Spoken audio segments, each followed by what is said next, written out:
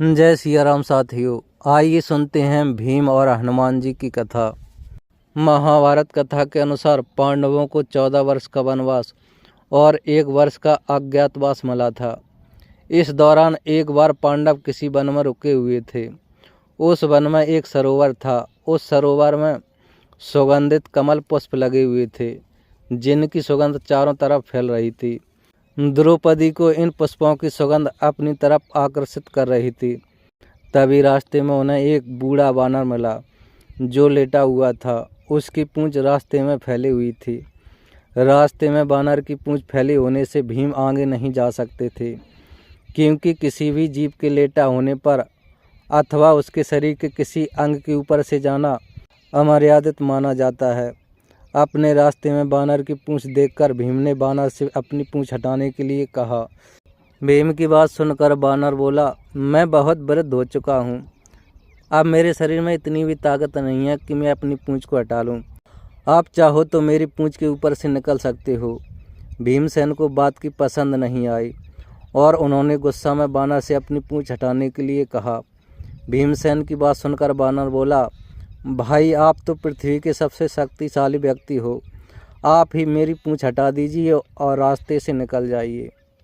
भीमसेन ने बार बार वानर से अपनी पूंछ हटाने के लिए कहा और वानर ने भी बार बार यही उत्तर दिया।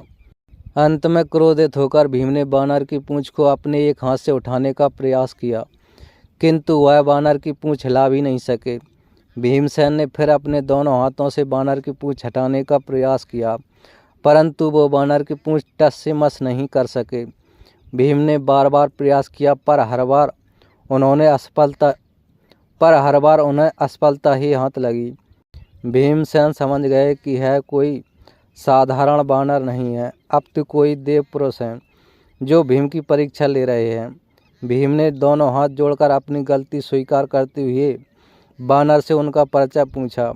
वानर ने अपना परिचय श्री राम के सेवक के रूप में बतलाया। वानर की इतनी बात सुनकर भीमसेन समझ गए कि यह कोई और नहीं अपितु साक्षात हनुमान जी हैं। भीमसेन ने हनुमान जी को प्रणाम करते हुए कहा, क्षमा करें हनुमान जी, मुझे अपनी शक्ति का झूठा अभिमान हो गया था। आपने मेरे अभिमान को तोड़ने के लिए यह लीला रची है। कृपा कर आप मुझे अपने असली रूप में दर्शन दें। भीम की बात सुनकर हनुमान जी ने अपने असली रूप में आकर अपना विशाल रूप दिखलाया। हनुमान जी ने भीम से कहा, हम दोनों पवन पुत्र हैं, इसलिए तुम मेरे छोटे भाई भी हो। यही कारण है कि मैं तुम्हें बार बार भाई कहकर संबोधित कर रहा था। इतना कहकर हनुमान जी ने भीमसेन को गले लगा लिया। हनुमान जी के गले लगाकर भीम को लगा मानो उनके शरीर में अथाह शक्ति का संचार हो गया हो।